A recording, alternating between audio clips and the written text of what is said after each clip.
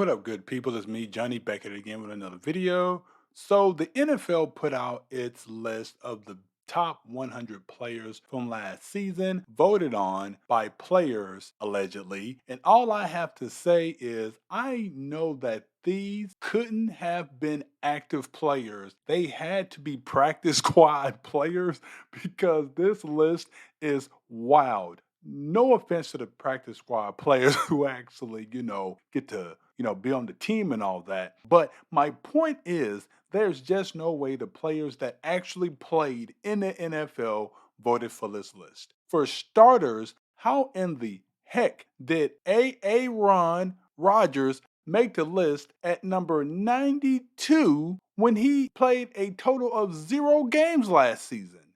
That right there clearly shows me that it couldn't have been players that actually played in the NFL that voted on this, but this isn't even my biggest problem with the list. Can somebody, anybody in the comments tell me how in the heck Lamar Jackson, who I love as a player, how did he get ranked above Patrick Mahomes? Never mind the fact that Tyreek Hill got ranked as the number one player, the first time that has ever happened for a wide receiver in the history of this list that dates all the way back to 2011. That is ludicrous enough itself because we all know every single person who watches football knows that Patrick, not really my homeboy Mahomes, is the best in the league right now.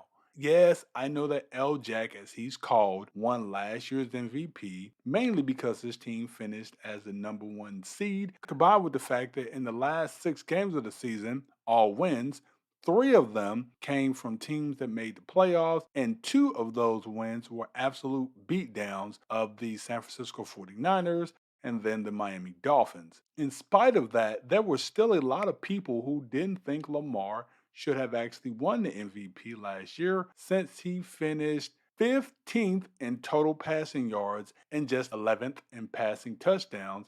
And many people thought that the defense played at least an equal role in the Ravens have that level of success last season. Having said that, I need to know when this list is voted on because if this voting was done after the playoffs ended, then I need Roger Goodell in the league office to do a mandatory drug test on all of those players immediately. Did we not see in last year's AFC Championship game that Patrick Mahomes and the Chiefs beat Lamar Jackson and the Ravens?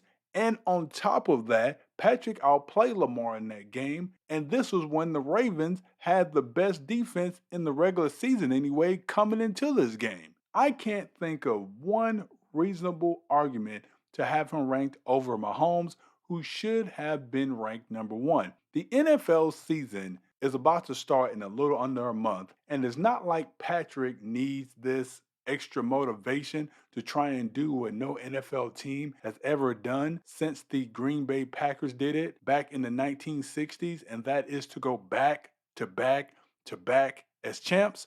But to end this video, I think I have the perfect place to put this list.